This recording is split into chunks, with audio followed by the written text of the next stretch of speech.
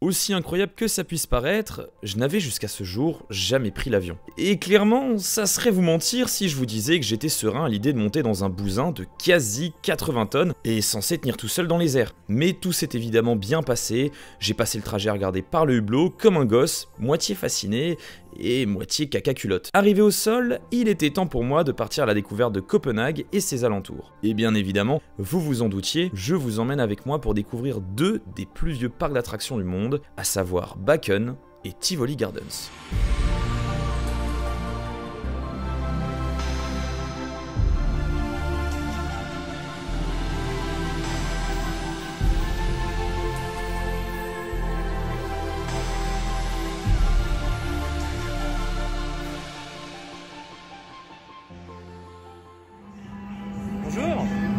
Bonjour les coaster fans, j'espère que vous allez bien.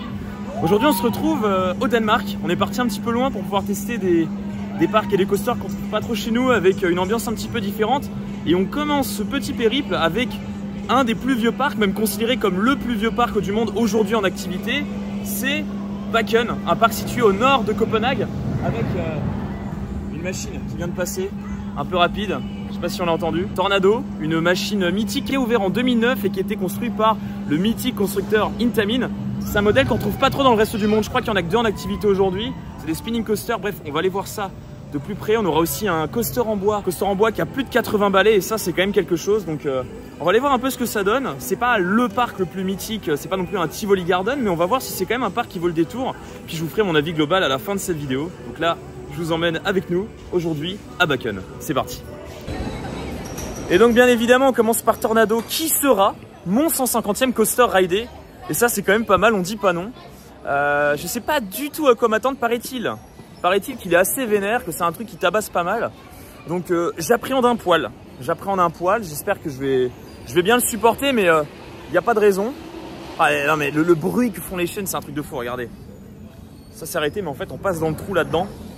Bon on va aller voir ce que ça vaut, c'est parti pour Tornado mais... Ah ouais, c'est... Là c'est quand même un coaster, je vous avoue, ça fait depuis que je suis gamin que je le vois et je me dis mais où est ce coaster? Et c'est assez récemment que j'ai découvert que c'était près de Copenhague. Donc clairement, on va pas se gêner et on va aller tester ça. Ah la petite appréhension, oh là là j'adore, regardez. Oh là là. Bah c'est parti.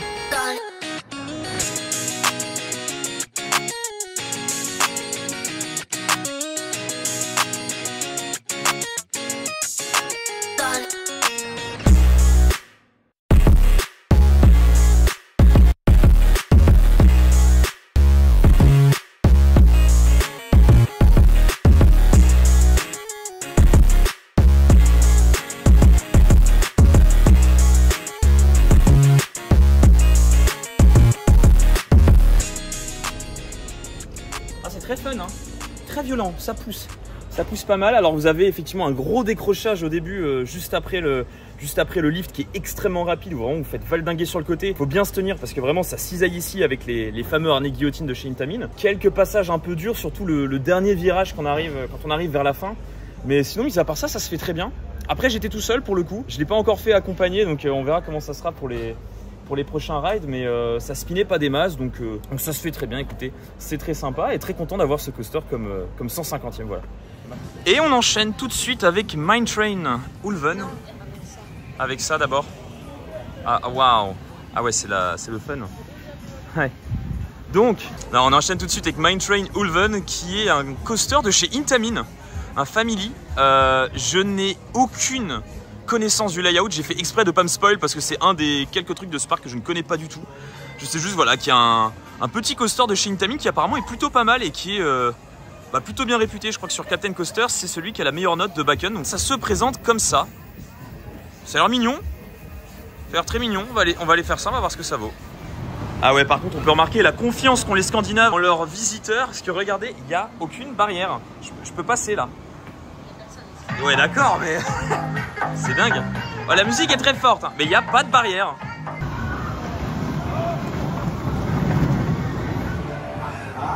Eh ben écoutez, je suis très content de ne pas m'être spoilé le layout. Parce que franchement ce truc est trop drôle. Regardez, on voit des morceaux qui passent derrière. Vous partez dans la pampa, dans les bois, vous manquez peu de vous bouffer des arbres. Vous avez la first drop au début alors qu'on était au premier rang. Vous avez la first drop au début, vous avez l'impression que vous allez partir dans les bois parce qu'elle est tellement raide, en fait on la voit pas venir. C'est assez perturbant. Non, c'est très drôle, franchement, quelques petits à-coups par-ci par-là, mais c'est un très bon family. Franchement, j'aime bien. Donc là, on l'a testé au first. Je pense que je reviendrai plus tard pour le refaire au last et vous redonner un avis. Il y a des bûches, oui. Tu voudras faire les bûches après? Oui, on va faire les bûches après. Mais du coup, non, très sympa, très marrant. Et il faudra le refaire au last parce que je pense qu'à quelques passages, on peut avoir des petits floatings intéressants. Mais au first, vous avez des petits moments de jet, vous avez une drop qui est très drôle. Et non, mais je suis quand même sidéré, hein. Les barrières qui n'existent pas, quoi. Et après, il y en a qui se plaignent de Walligator, mais non, mais c'est la confiance scandinave, voilà. En tout cas, très drôle et ah ouais, non, j'aime bien, je comprends sa réputation, voilà. Et ici, vous pouvez gagner 2 kilos de chocolat. Et là, il faut laver les pieds. C'est lunaire. C'est si kitsch, j'adore. Ça me fait beaucoup penser. Alors, je n'ai pas encore visité l'iceberg, mais paraît-il que l'iceberg a ce genre de choses un peu particulières. Avec les 2 kilos de chocolat, par exemple, on peut gagner des Toblerones géants. Et puis les trucs un peu what the fuck avec les pieds qu'il faut laver, ça me fait vachement penser à Tripsdrill ou Schwabenpark. Tous ces parcs un peu chelous en Allemagne, qui ont vraiment des thémas assez grasses et qui sont juste fun parce qu'en fait c'est que des jeux à la con. Et en termes d'ambiance, là pour l'instant, ce que je peux vous en dire de Bakken, bah, c'est assez fouillis, mais en fait c'est un fouillis qu'on aime bien. On sent que c'est vraiment un vieux parc, il y a des arbres de partout, c'est des bâtiments assez mignons. Regardez derrière moi comment c'est. Vous voyez, il y a plein de petits bâtiments qui font un petit peu typique scandinave. Ah oui, effectivement, ici on a une space shoot. On vient de me faire remarquer à l'oreillette qu'il y avait une space shoot, merci. Et voilà, il y a la Wine Mouse que j'avais oublié, mais là on a un autre coaster à choper ici. Voilà, la petite Wine Mouse de chez Mack. Et ouais, non, en fait c'est fouillis, mais en même temps on aime bien. Il y a des trucs, voilà, ça fait très fête foraine, mais en même temps ça fait pas fête foraine. C'est ça qui est particulier. Donc pour l'instant, écoutez, j'aime bien. On a quasiment fait tout le tour du parc là. J'aime bien la vibe. Ça se fait très vite, hein. Ça se fait très vite comme parc, mais j'aime bien. Ouais. Ah bah la petite Wine Mouse. C'est parti.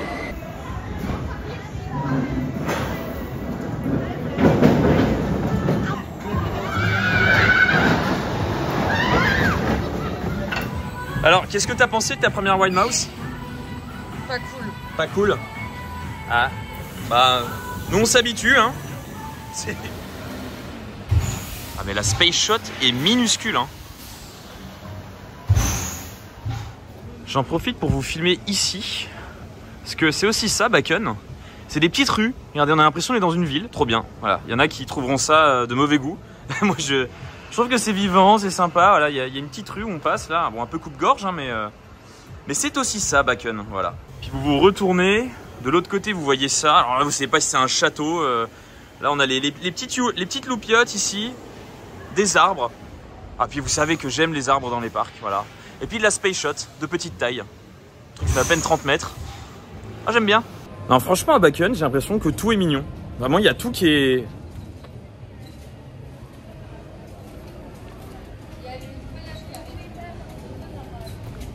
Un clown en mascotte.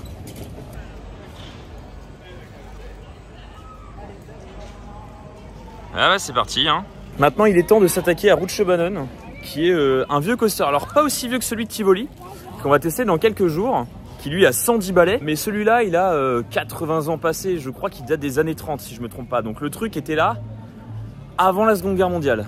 Un truc de fou, c'est un truc de fou. Avant ou pendant, je sais plus exactement quand ça arrivait. Donc, très vieille bécane. Je crois que jusqu'à aujourd'hui, j'ai jamais eu l'occasion de tester un aussi vieux coaster. Et en Europe, c'est très rare d'avoir des wooden coasters, des coasters en bois aussi vieux que ça. En général, c'est plutôt aux États-Unis qu'on va en retrouver. Mais quand vous allez dans les pays scandinaves, eh ben, vous avez la chance d'en avoir parce que les pays scandinaves ont fait partie de ces pays qui ont construit il y a très longtemps des coasters en bois et surtout qui les ont gardés.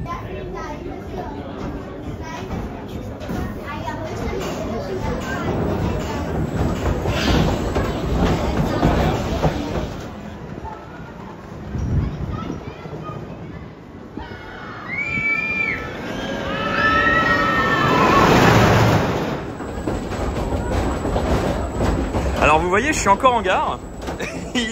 Il lance le train. C'est incroyable. Yeah, ma coupe de cheveux ne ressemble vraiment plus à rien. Mais franchement, Rutschebanen, c'est validé. Alors, c'est pas un truc super sensationnel. Vous n'allez pas vous faire des airtime de fou. Nous, on était au first. Et bah, c'est assez marrant. C'est assez rudimentaire au niveau de l'assise. Mais c'est très particulier parce que c'est un coaster. On sent qu'au niveau des éléments, c'est très ample, c'est très vieux. Ça remonte bien raide. Je vous mets une petite on-ride en même temps pour que vous puissiez un petit peu voir à quoi ça ressemble. On a un long passage avec un tunnel en bois juste avant. On a une espèce de dame à poil en fait, hein, tout simplement, qui nous ouvre ses jambes. C'est très bizarre, c'est très kitsch et même un peu glauque, mais c'est ah ouais, c'est de l'humour bien gras. Je vous dis comme ce qu'on retrouve dans les parcs allemands type Tripsdrill ou Schwaben Park quoi. Et au niveau du coaster, en fait, c'est presque comme une luge.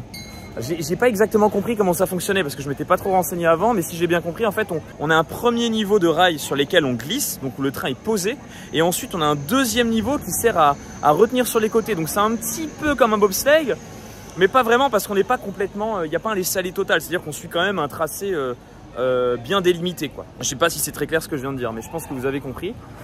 Au niveau du lift, c'est super rapide, très impressionnant. La vitesse de la chaîne, j'ai cru qu'on faisait EGF, quoi. C'était n'importe quoi.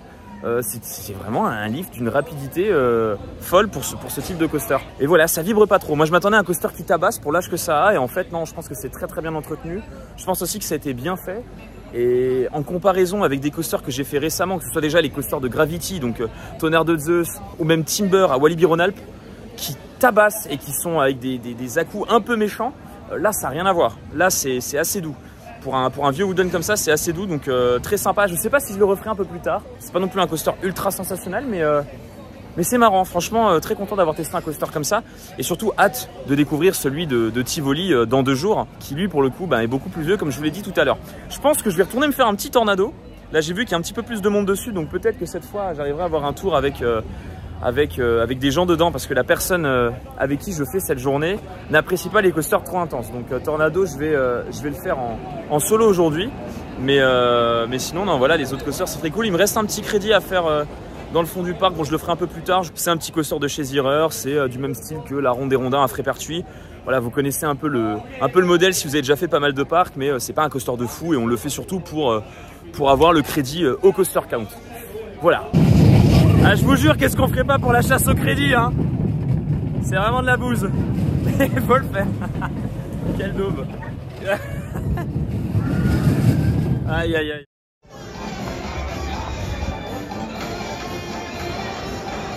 Et dans la catégorie des pires mascottes qu'on ait pu voir jusqu'à aujourd'hui, je décerne la palme d'or à Bakken. Toi, t'as eu peur, hein, du clown. Pas à l'aise. Comment t'appelles ça? Coulorophobie. Coulorophobie, voilà. Non mais même en dehors de ça, hein, j'ai pas peur des clowns, mais heureusement ils ont un élan ou un cerf. Non, c'est un élan. Un élan. On est dans le parc des cerfs. Ah, il y a le parc des cerfs à côté, c'est pour ça. J'ai voulu tester ce petit machin, comme vous avez vu, un petit peu le même style que ce qu'on peut retrouver à Nigloland, à Holiday Park, à Tripsdrill. Et c'est sympa, mais c'est pas vraiment le même type de sensation, parce que comme c'est une tour et pas un bras qui tourne, il y a des moments quand vous partez un peu vers l'extérieur, vous vous sentez un petit peu tiré, c'est pas très agréable. Je sais pas si c'est mon souvenir des anciens rides de ce genre que j'ai testé qui sont un peu brouillés, mais j'ai l'impression qu'il y avait moins besoin de forcer sur ceux que j'ai fait avant. Là, j'ai l'impression qu'il faut un peu lutter et que ça tire un peu sur les bras. Mais c'est peut-être une impression, je sais pas, c'est peut-être mes souvenirs qui sont un petit peu brouillés. Et du coup, là, on commence un petit peu à se rapprocher de la fin de cette journée à Bakken. Je vais essayer de me refaire un dernier ride de Tornado. De toute façon, on n'est pas resté très longtemps, on est venu juste pour 3 heures, hein, vous vous doutez, c'est un parc qu'on fait assez rapidement.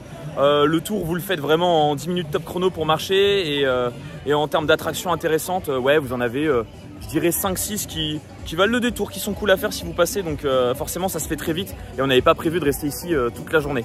Mais du coup, j'essaie de refaire Tornado, et une fois que j'ai refait mon petit ride de Tornado, donc ce sera mon 4e ride, et je vous ferai un petit avis global de ce que je pense de ce parc globalement, même si vous avez déjà une petite idée en ayant vu cette vidéo, bien évidemment. C'est reparti.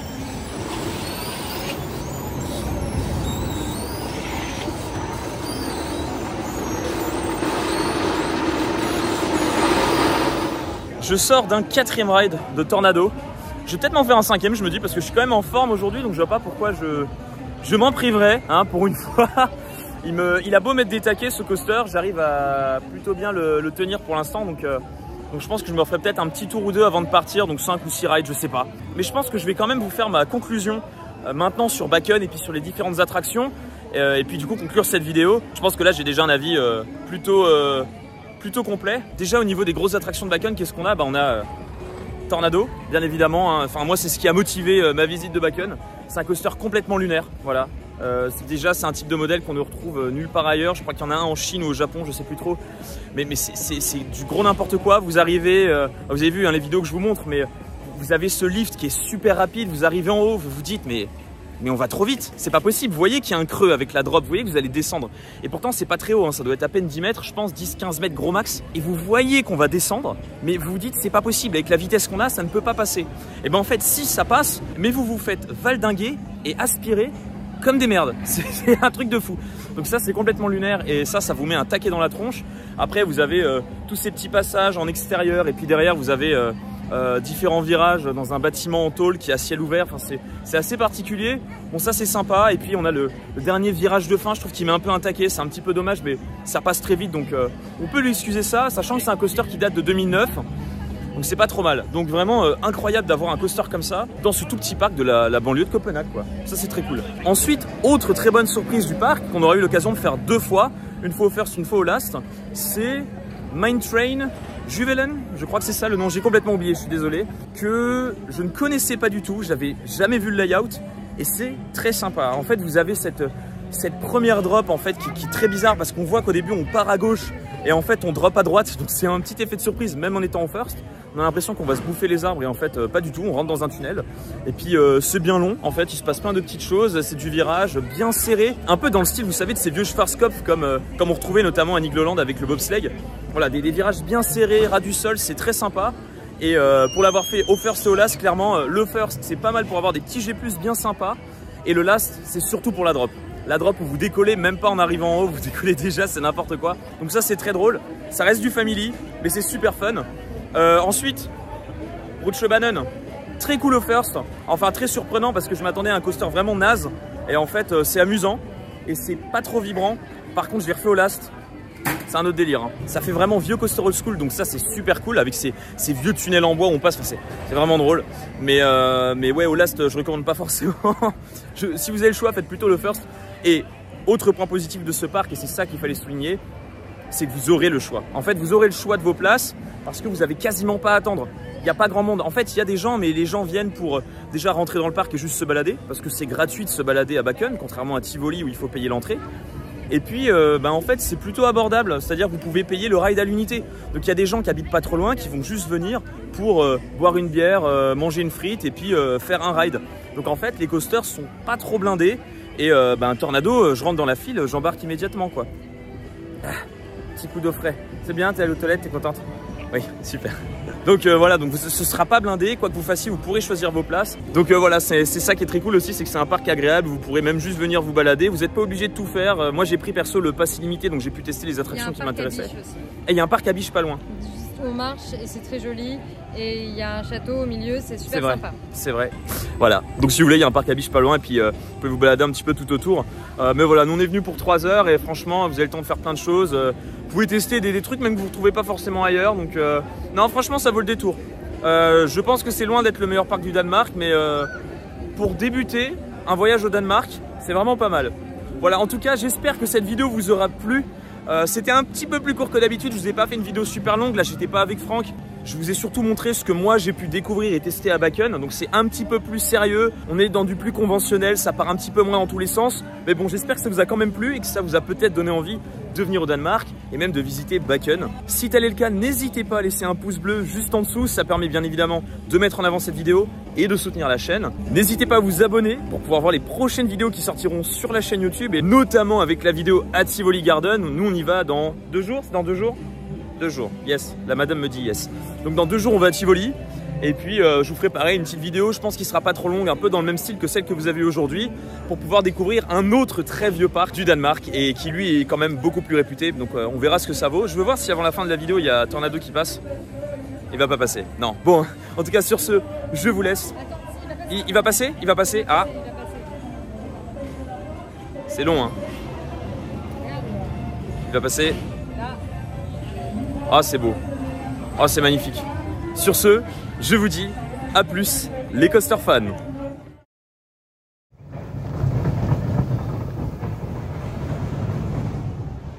Et là je voulais vous prendre des plans pour la vidéo parce qu'on a le... En fait on a le Mine Train qui passe juste là, j'ai même pas vu. Juste ici. Et en fait je suis dans les bois. Enfin ça fait même vraiment parc. Parce qu'en fait il n'y a pas d'entrée à Bakken. Vous rentrez où vous voulez, il y a un point où vous pouvez acheter le bracelet... comme j'ai ici quoi, voilà le bracelet comme ça. Mais en fait il n'y a pas d'entrée à proprement parler quoi. vous passez par où vous voulez. Et c'est un truc de fou. J'adore vraiment les parcs à la Scandinave, quoi. C'est un charme. C'est super. Vraiment, vous aurez compris mon avis sur Bakken, hein.